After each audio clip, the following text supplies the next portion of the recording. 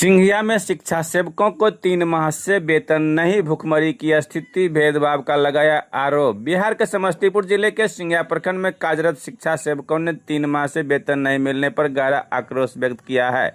शिक्षा सेवकों का कहना है कि वे भीषण गर्मी और धूप के बावजूद प्रतिदिन सुबह 7 बजे से 9 बजे तक समर कैंप के माध्यम से बच्चों को पढ़ाने का कार्य कर रहे हैं, लेकिन उन्हें पिछले 3 महीनों से वेतन का भुगतान नहीं किया गया है। शिक्षा सेवक श्याम सुंदर सरदार, अनिल बैठा, भिखारी समेत कई ने बताया कि लगातार 3 माह से वेतन नहीं मिलने के कारण उनके समक्ष आर्थिक संकट खड़ा हो गया है और परिवार के समक्ष भुखमरी जैसी स्थिति उत्पन्न हो गई है। उन्होंने आरोप लगाया कि एक और अन्य शिक्षकों को गर्मी की छुट्टी दी गई है तथा उन्हें कई गुना अधिक वेतन मिलता है। वहीं शिक्षा सेवकों से लगातार कार्य लिया जा रहा है। शिक्षा सेवकों ने सरकार से बकाया वेतन का विलंब भुगतान, विद्यालयों में समायोजन, राज्यकर्मी का दर्जा, अनुकंपा नियुक्ति का लाभ, 65 वर्ष तक सेवा विस्तार तथा पेंशन सुविधा प्रदान करने की मांग की है। उन्होंने यह भी कहा कि वे जनगणना एवं बीएलओ जैसे महत्वपूर्ण कार्य का भी निर्वहन करते हैं, लेकिन उन्हें किसी प्रकार का यात्रा भत्ता नहीं दिया जाता, जबकि नियमित शिक्षकों को यह सुविधा प्राप्त है। शिक्षा सेवकों का आरोप है कि उनकी विभिन्न मांगों को लेकर कई बार शिक्षा मंत्री को ज्ञापन सौंपा गया, लेकिन अब तक कोई ठोस कार्रवाई नहीं हुई है। उन्होंने सरकार से शीघ्र सकारात्मक पहल कर उनकी समस्याओं का समाधान करने की मांग की है।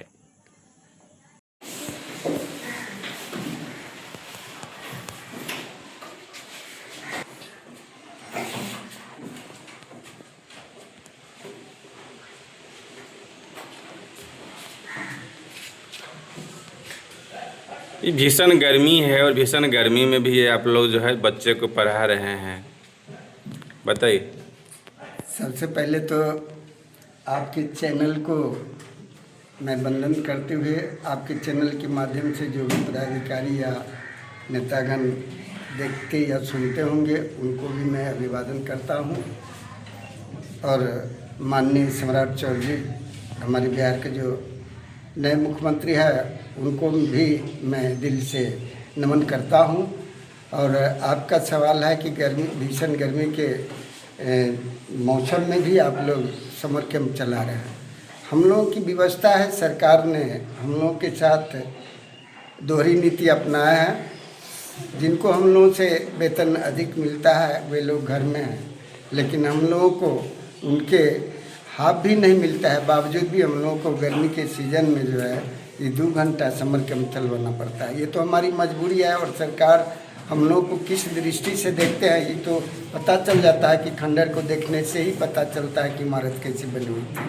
आपको मैं आपके चैनल के माध्यम से सरकार को भी और सभी पदाधिकारी को भी, नेता लीडरों को भी विदित करवाना चाह रहा हूँ कि 2009 से हम लोग को नियोजित हम लोग हुए और शुरुआती दौर से हम लोग को मात्र 2000 मानदेय के रूप में, फिर 2 से 3.5, 3 से फिर 5, 5 से 8, 8 से 11 और माननीय SC/SC के पाठक जी के रिजिंग में जो है सो 22 किया गया है।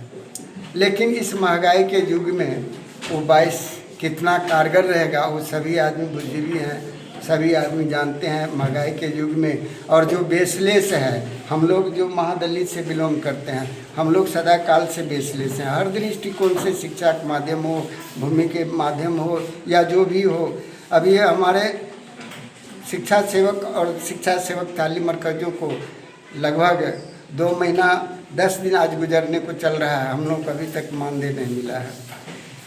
जबकि सरकार को सोचना चाहिए कि हम लोग बेसलेस हैं, बगैर पैसा के मनुष्य तो पेट का दासी होता है और हम लोग पूर्ण रूपेण जो भी महादलित हैं वो सारे इसी पर आश्रित हैं, हमारे बाल बच्चे भी इसी पर आश्रित हैं। और हम लोग को ससमय भूतपूर्व मुख्यमंत्री श्री नीतीश कुमार जी के रिजिंग में मिला करता था, 2 से 4, 5 लेटेस्ट 5 तारीख तक मिल जाया करता था। लेकिन जब से ये सम्राट चौधरी जी CM का शपथ ग्रहण किए और जब ये शपथ ग्रहण लिए थे तो हम लोगों के शिक्षा सेवक और शिक्षा सेवक तालीम मरकज़ों के बीच एक हर्ष उल्लास जो है सो बिजली की तरह कौंध उठा की आशा के चिराग जली कि अब नए CM आए हैं। हम लोग को जो लंबी मान है हम लोगों को जो लंबी मांग है कि राजकर्मी का दर्जा हमें लोगों को मिले, स्कूल में समायोजन हो,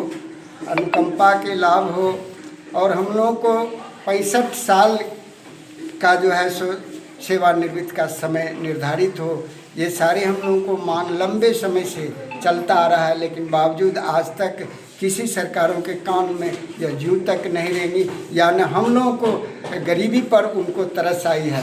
वे लोग बड़े बड़े भाषण देते हैं, और एक नियम भी है कि जो संवैधानिक पद पर रह के कोई भी राजा महाराजा और उनका अगर बाल बच्चा, उनका अगर प्रजा अगर भूखे मर रहा है तो उनको नैतिकता के आधार पर संवैधानिक पद पर उसे विराजमान रहने का कोई औचित्य नहीं होता है।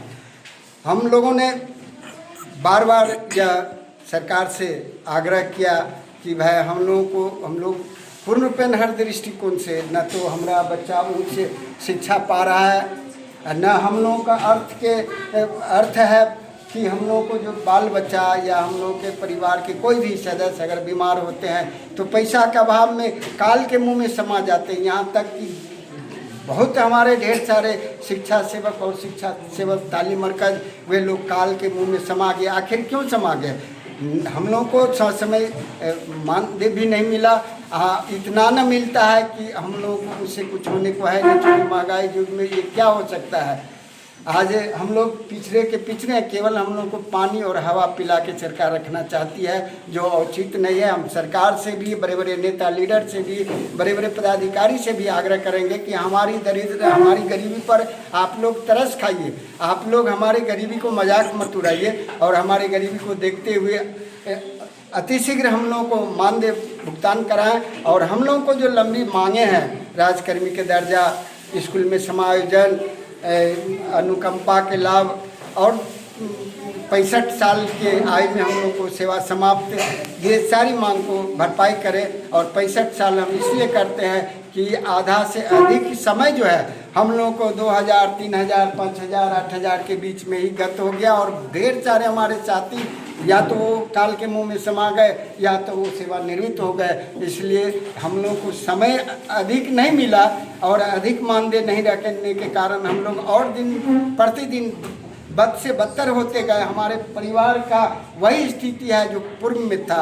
हम आग्रह करेंगे आपके चैनल के माध्यम से, जो भी इस संवैधानिक पद पर बड़े बड़े नेता लीडर हो या पदाधिकारी हो, वो हम गरीबों के ऊपर तरस खाएं, और अतिशीघ्र हमारी जो मांगे हैं उस मांग को भरपाई करें, और अतिशीघ्र हम लोगों को मानदेय भुगतान करें।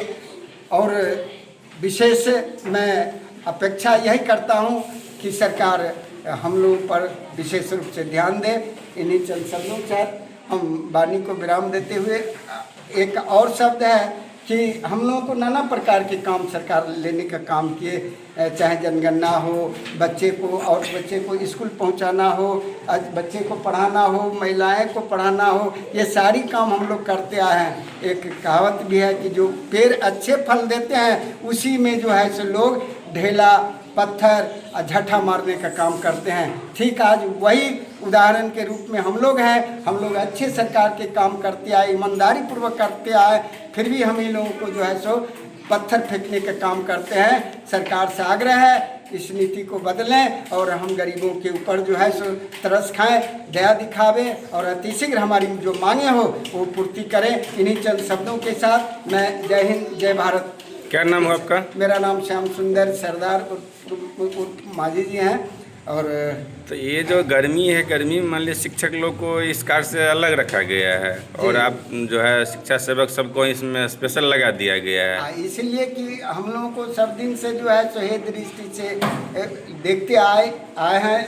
अक्सर सामंतवाद हो या सरकार की जो नीति हो, और वही अभी भी जो है सो अपनाए हुए हैं, पदाधिकारी से लेके बड़े बड़े नेता लीडर तक भी।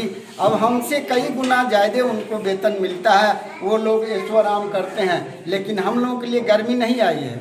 हम लोग गर्मी को सहन करने वाले हैं, हम लोग ठंडी को सहन करने वाले हैं, हम लोग दो कौड़ी के आदमी हैं। इसलिए हम लोग के साथ, हम लोग की ज़िंदगी के साथ सरकार खिलवाड़ कर रही है कि हम लोग को गर्मियाँ नहीं लग रही है, इसलिए हम लोग को जो है गर्मी में भी 2 घंटा समर कैंप चलाने के लिए बाधित करते हैं और विवश हम लोग नियमित रूप से चला रहे हैं। कि हम लोग को अल्प मानदेय में यात्रा भत्ता का भी लाभ नहीं मिलता है और लगभग 3 महीने से हम लोग को मानदेय नगण्य है। हम लोग का ज़िंदगी कैसे निर्वाह होगा यह कहना बड़ी मुश्किल है। हम लोग के कितने साथी अभी तक गाल के मुंह में समा गए हैं, इसीलिए मैं इन पदाधिकारियों से अनुरोध करूंगा कि अविलंब इस मानदेय को निर्गत करने का कृपा किया जाए। इन्हीं चंद शब्दों के साथ मैं अपनी वाणी को विराम देता हूं। क्या नाम हुआ? अनिल कुमार बैठा, मैं शिक्षा सेवक।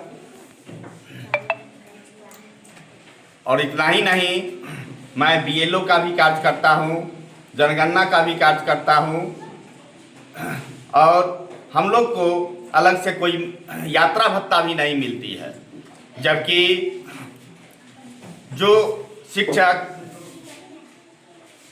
45,000, 50,000, 55,000, 95,000 यात्रा भत्ता लेते हैं, उनको यात्रा भत्ता का लाभ 10,000 रुपया सरकार के द्वारा मिलता है।